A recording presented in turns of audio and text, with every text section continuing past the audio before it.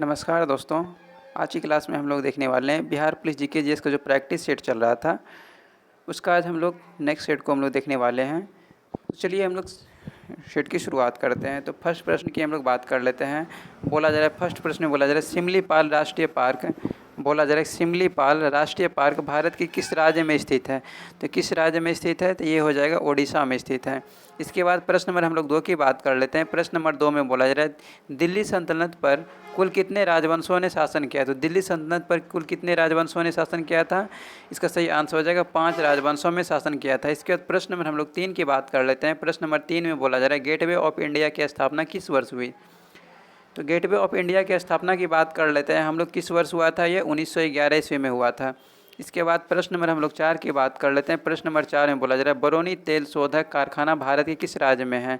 तो बरौनी तेल शोधक कारखाना की हम लोग बात कर लेते हैं, भारत के किस राज्य में स्थित है, ये बिहार में है। इसके बाद प्रश्न नंबर हम लोग 5 की बात कर लेते हैं। बोला जा रहा है शिक्षा किस सूची का विषय है। तो शिक्षा की हम लोग बात कर लेते हैं किस सूची का विषय हो जाएगा। तो शिक्षा जो ये समवर्ती सूची का विषय है, मतलब इस पर शिक्षा पर केंद्र सरकार और राज्य सरकार दोनों कानून बना सकते हैं। इसके बाद प्रश्न नंबर हम लोग 6 की बात कर लेते हैं। बोला जा रहा है पंकज आडवाणी का संबंध किस खेल से है। तो पंकज आडवाणी का संबंध की बात कर लेते हैं, किस खेल से हो जाएगा, ये स्नूकर से हो जाएगा, स्नूकर से। इसके बाद प्रश्न नंबर हम लोग 7 की बात कर लेते हैं। बोला जा रहा है गैलीलियो का जन्म किस देश में हुआ था। तो गैलीलियो का जन्म किस देश में हुआ था, इटली में हुआ था। इसके बाद हम लोग प्रश्न नंबर 8 की बात कर लेते हैं। बोला जा रहा है नासिक किस नदी के तट पर स्थित है। तो नासिक की हम लोग बात कर लेते हैं किस नदी के तट पर स्थित है, ये गोदावरी नदी के तट पर स्थित है। इसके बाद प्रश्न नंबर हम लोग 9 की बात कर लेते हैं। बोला जा रहा है भविष्य का ईंधन किसे कहा जाता है। तो भविष्य का ईंधन की बात कर लेते हैं हम लोग, किसे कहा जाता है, ये हाइड्रोजन को कहा जाता है। इसके बाद प्रश्न नंबर हम लोग 10 की बात कर लेते हैं। बोला जा रहा है पटाखा किस देश की मुद्रा है। तो पटाखा की हम लोग बात कर लेते हैं, किस देश की मुद्रा हो जाएगा, ये मकाओ की मुद्रा हो जाएगा। इसके बाद प्रश्न नंबर हम लोग 11 की बात करते हैं। प्रश्न नंबर 11 में बोला जा रहा है कपास के उत्पादन के लिए सबसे उत्तम मिट्टी कौन सी है। बोला जा रहा है कपास के उत्पादन के लिए सबसे उत्तम मिट्टी की बात किया जा रहा है, तो क्या हो जाएगा, सबसे उत्तम मिट्टी हो जाएगा काली मिट्टी हो जाएगा। इसी को रेगुर मृदा भी कहा जाता है। वहीं हम लोग प्रश्न नंबर 12 की बात कर लेते हैं।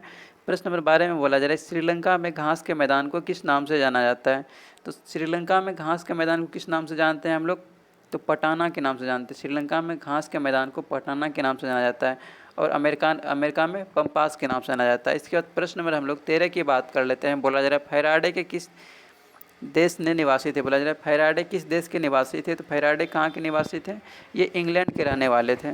इसके बाद प्रश्न नंबर हम लोग 14 की बात कर लेते हैं। प्रश्न नंबर 14 में बोला जा रहा है समुद्री जलयान की चाल की मापन किस इकाई में की जाती है। समुद्री जलयान की चाल की मापन किस इकाई में की जाती है, तो ये किया जाता है नॉटिकल मील प्रति घंटा में किया जाता है। इसके बाद प्रश्न नंबर हम लोग 15 की बात कर लेते हैं। प्रश्न नंबर 15 में बोला जा रहा है वाटर पोलो खेल में एक पक्ष में कितने खिलाड़ी होते हैं, पूछा जा रहा है। तो वाटर पोलो खेल में एक पक्ष में कितना खिलाड़ी होता है, तो कितना होता है, इसकी हम लोग बात करते हैं 7 खिलाड़ी होता है। 7 खिलाड़ी होता है। कितना खिलाड़ी होता है वाटर पोलो में, एक पक्ष में 7 खिलाड़ी होता है। कितना होता है, 7 खिलाड़ी होता है। चलिए हम लोग आंसर देख लेते हैं क्या हो जाएगा, ऑप्शन नंबर डी हो जाएगा, 7 हो जाएगा। इसके बाद प्रश्न नंबर हम लोग 16 की बात कर लेते हैं। बोला जा रहा है हवा में ध्वनि का वेग कितना होता है। तो हवा में ध्वनि का वेग की बात कर लेते हैं, कितना होता है, 332 मीटर प्रति सेकेंड होता है। हवा में ध्वनि का वेग कितना होता है, 332 मीटर प्रति सेकेंड होता है। इसके बाद प्रश्न नंबर हम लोग 17 की बात कर लेते हैं। बोला जा रहा है संघ सूची में कुल कितने विषय हैं। तो संघ सूची की बात कर लेते हैं, कुल कितना विषय है।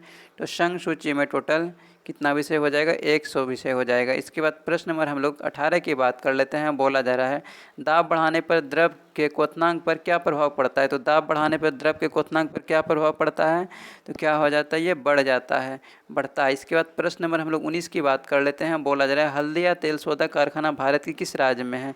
हल्दिया तेल सोदा कारखाना की हम लोग बात कर लेते हैं, किस राज्य में है। तो हल्दिया तेल सोदा कारखाना जो ये पश्चिम बंगाल में है।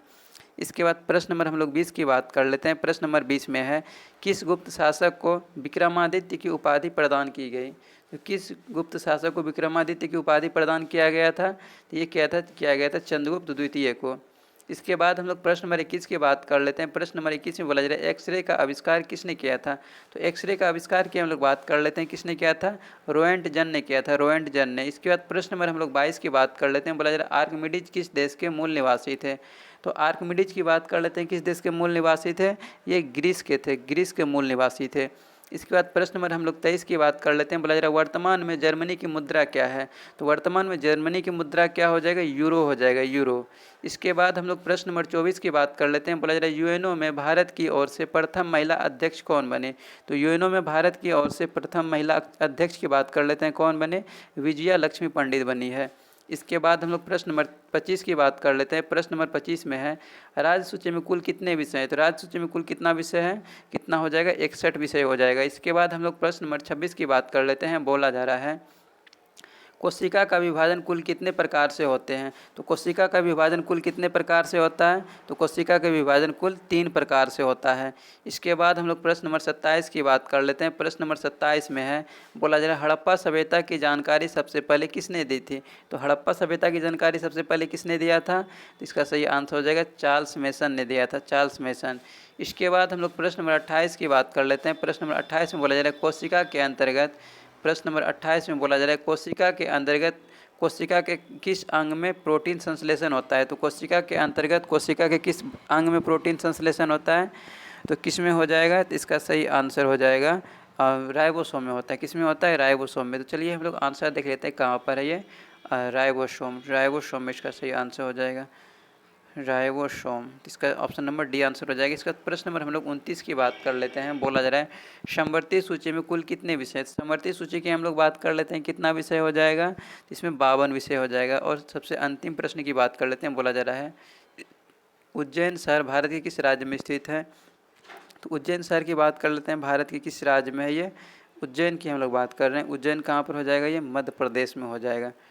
उज्जैन उज्जैन उज्जैन मध्य प्रदेश में हो जाएगा, हाँ मध्य प्रदेश में ही हो जाएगा, ठीक है।